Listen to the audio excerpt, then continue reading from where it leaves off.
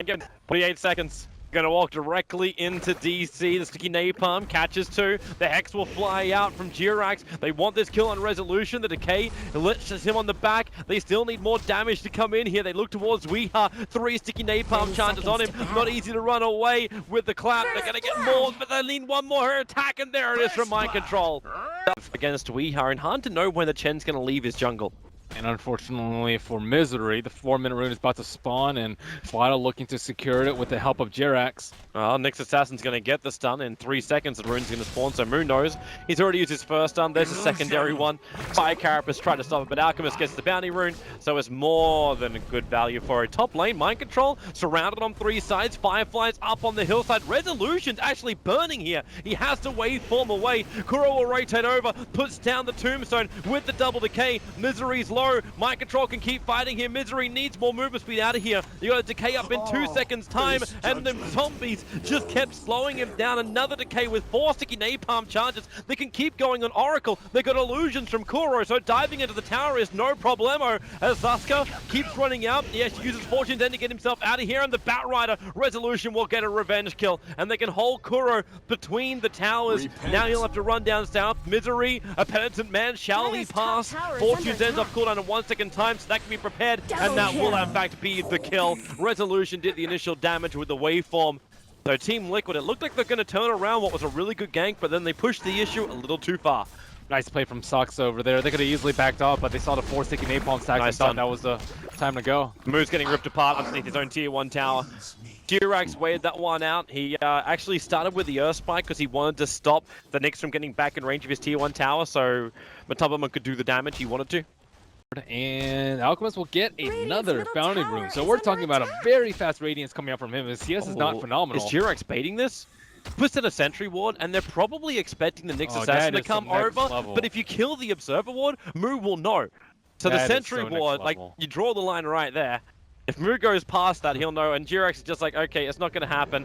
He attacks the ward once. Kuro has to finish the job. They're coming into the mid lane to fight. Finger of Death on Misery. Concoction's done. They do have that false promise. Misery will survive just that little bit longer. Farda not a healthy man. Neither is Mind Control, but at least he'll avoid the Timber Chain from Weeha. He doesn't have a lot of trees to work with, but he still has enough with the Chakram to rip apart the Batrider.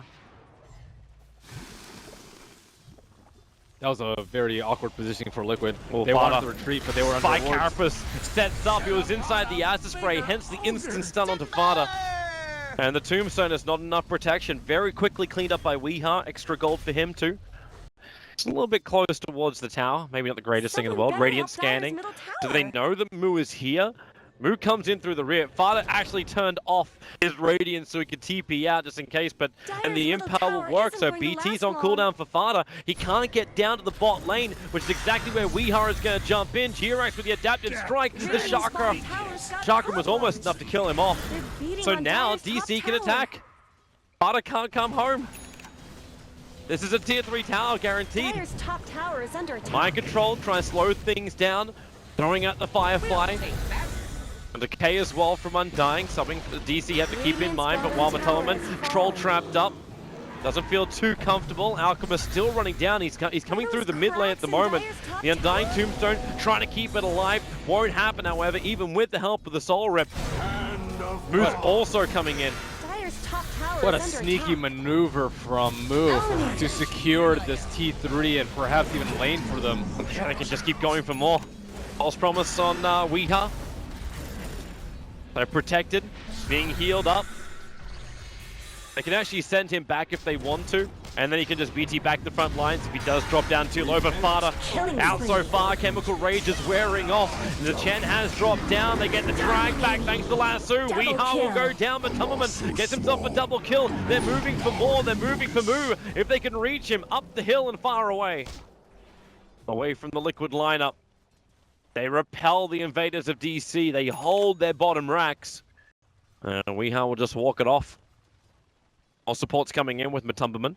They got the Observer Ward, so he sees Misery. So Matubberman jumps over, tries to get the slow, but then the Centaur Stomp holds him in position. In comes Weeha as well. They can go for the Ursa, and Rage will trigger a big double stun coming in from Jirax. The fight will split a little bit. Oracle does drop. He said Mind Control was looking for him. It was the Alchemist of Fada that gets the kill. And now Nyx Assassin, Spy Carapace, double stuns all he wants. And Mad Rider will claim one of his own, and Weeha hexed up, stunned up. Finger of Death has already been triggered, so they don't have the burst damage against Weeha. But Resolution, he's got a knee blade online, brings down Mind Control. That Timber Chain not working perfectly for Weeha, so Kuro tries to walk it off. Fada, for some reason, is just cutting the line. I say for some reason, he actually managed to find the Chen. Taken by the under. Observer Ward down, Liquid, they get inside the pit, but now they realize that Fada is not alone. Timber Chain over, they're gonna split up the fight, the back line, catching up 3 heroes of DC. Sasuke has to actually ulti himself to stay alive. Support's coming in, they decay, you can say goodbye to Misery. Is there more damage? It's actually over on Kuro. It's the damage that Weeharu is doing, but Kuro stays alive with the great Soul Rip. This fight is split in multiple parts, Moose slowing down the bottom, thanks to his Spike Carapace, but Matamaman can finally bring in some extra damage. The TP out as Weeha. He's actually holding back on the sidelines. Now he can rejoin. The Mind Control wants to go for more. He does not have a lasso. Kuro's being hunted by Weeha. Dodges the Chakram. Fada comes in with the extra stun. Weeha, 20 reactive armor charges up at the moment. They need more damage. They need more control. They're actually hiding underneath the acid spray. Having to retreat back out, Matama, chasing up to Weeha. Kuro giving the decays. He's got so many charges stolen that DC doesn't have a lot of life to work with, but it's still enough for Weeha to kill off the Ursa. Mind Control wants to get more. Fada can't reach him. Now Weeha with the Chakram down. There's your vision. Stun will connect, or no it won't. You'll step the up, allowing Weeha to survive a little bit longer. They got Finger of Death available from G-Rex, but it's not even required. The fight lasts so long, you're even capable of respawning and bringing in more damage. Now Fada with this on a Misery, they can put the Finger to work, bringing down the Chen. The mech, no, it'll keep the Chen alive for now. The illusions don't do enough. He should be, I would say, like 15,000 plus, but he's been dying in a lot of these fights. I don't believe he used Bloodstone last time either. He got hexed up right before. Mind Control looking for a kill on Resolution. I found him. The stuns are there, and Resolution. No way to jump out. His replicate was actually on cooldown. And Ursa gets the mega kill streak. So 526 gold going into Ursa. And they jump for Roshan. There was a waiting Centaur waiting for him. But with the Morphling down, DC don't really have an easy way to defend this. Instead, they're looking at a split push with Weeha up on top. And they'll have to let the Aegis Immortal go the way of Team Liquid. And second level BTs. It probably means Aghanim Scepters are on the way for everyone else. Misery, caught out by Matamba with Diffuser Blade. Misery can't really run fast enough. And doesn't want to burn his Hand of God just to save himself. Even the Chen army getting mopped up. And that's going to be a tier 2 tower in mid. Team Liquid once again. We seem to have these games with Team Liquid. They're behind in the early game, and then this mid game happens. They wait for one good opportunity. Just patience being a virtue they display. And all of a sudden, they're in a position where they could even do damage to the tier 3 tower, potentially even the racks of DC. Someone better help Dire's middle tower. Radiance And Fada's been really patient this game too. I like the way that he constantly toggles off his Radiance because of the Carapace. Yeah, and he has he's not casting Acid Spray right now. He's just ignoring the creeps. Not casting Acid Spray, doesn't want to give Nyx an easy setup. Force him to hit that hard impale. And he doesn't have an Aether Lens, so it's especially difficult. But it's only going to delay the inevitable. Push from Resolution on top lane hasn't come fast enough. So the bottom tower has to be fortified. Mu, again, not finding a good opening. Triggers the Spy Carapace early, so now Fada, if he wants to, can turn on that Radiance and keep the push going. A low cooldown, however, only goes for about two more seconds. A fresh Yule Scepter for the Lion to go along with his Blink Dagger. Matamaman hunting for kills. They're going to find Nu, and both will be stunned up by the Spy Carapace, but it doesn't stop the kill. The lasso was still holding its target. Mu was playing so well up until Fada turned off his Radiance. And now Fada Radiance on, he's not scared of Nyx. Nyx has no buyback. Oh boy, at least Weeha, the Lotus Orb, able to actually return that stun from Fada. Spike, the Chakram doing some good work too. So with Tombstone down, coming in close will be difficult. Now the Nyx Assassin, he is able to buy back, come back to the front lines, looking for the Spine Carapace stun. Radiance turns off again for Fada. The Tombstone finally brought down by DC, so they can get rid of the undead army. They also get a copy of the Alchemist with the Radiance turned on. So they're able to get that with the replicate. still a little bit until Aegis and Cheese. Liquid need to kill the Nyx Assassin just one more time. I'm surprised he had gold for that. Must have just ticked up. He's only at 150, so yep. They still have to wait. Out of the trigger chemical rage. Alchemist also bought Moonshard before this fight. Bada's still got his Radiance turned on, so they get the Spire Carapace into the Pal with the stun. That's why he's been keeping it off for so long. Easiest setup ever, and the one time he leaves his Radiance turned on, DC capitalize, and now they're hunting for more. They're going to track down Kuro. Weeha is here. Yule Scepter holding Batrider in position. The stun from Mu, a little bit off target, and then you have the lasso. Mind Control wants to get out here. Spire Carapace comes back off cooldown just at the nick of time. And they lose the gem. Oh, that shit lost gem too, okay. I would even suggest replacing the Radiance at this point. Next Assassin, Morphling going to be very difficult if they don't have vision before them. Matoma Man just waiting up the hill. Mu, is he going to walk into this? Yeah, he does. They jump in. They spy Carapace, however, breaking him free. Now the double chakras can go to work. The Gem of Truth is already on the deck because Batrider exploded. Weeha will join him, however, in the afterlife.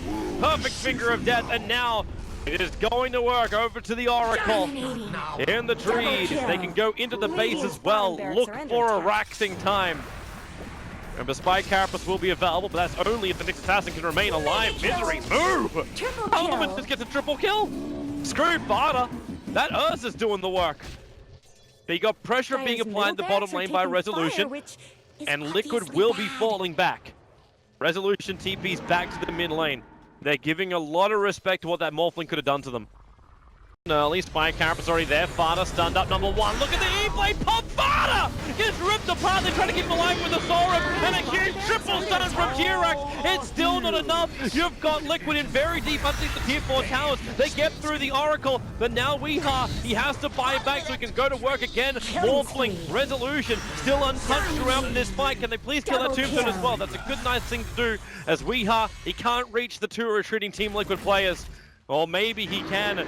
Chakra back off cooldown, slowing down Matoma. He can chain the second one now, playing leapfrog with the Blades of Steel after Matoma. Chain forward, whirling death off cooldown in a moment. Jirax needs to stun him up, give a little bit of space, but now the Nyx Assassin, he misses on the stun. They'll split the Aegis now. Morphling as a replicate, so he can jump into that. They join the fight, Matoma gets exploded. Morphling gets the kill, so even more mind of Resolution. And then looking at mid lane, they can just actually rotate the bottom. There's a buyback available for the Ursa. They can force this out, or they can take the bottom lane of Rax. I've never seen a game hinge so precariously on a Radiance that was turned on or off.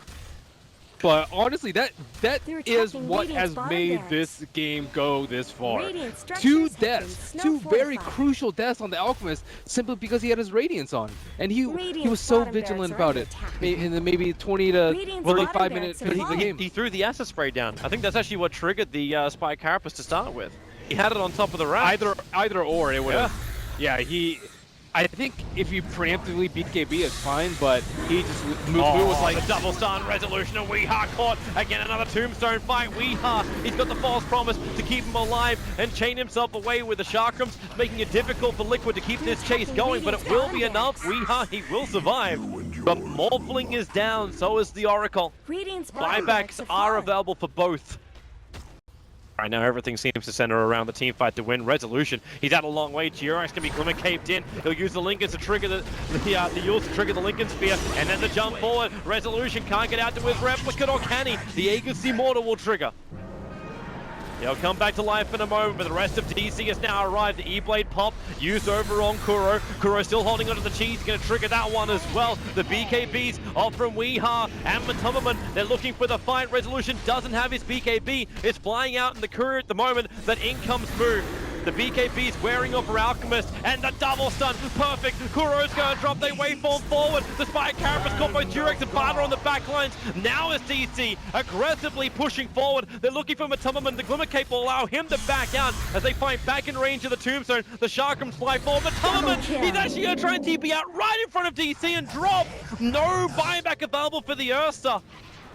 Bada TP's back as quickly as he possibly can to get control of the bot lane. They cannot have DC pushing in. Oh, Nyx has Ags, and he has buyback. That's a lot of money. Everyone's got buyback on DC. And only the Alchemist has buyback for Team Liquid. They trigger already that Lincoln Sphere on Resolution. He does have the replicate Radiant's available middle as tower has DC fallen. also push in the mid. Resolution keeps going on this top lane.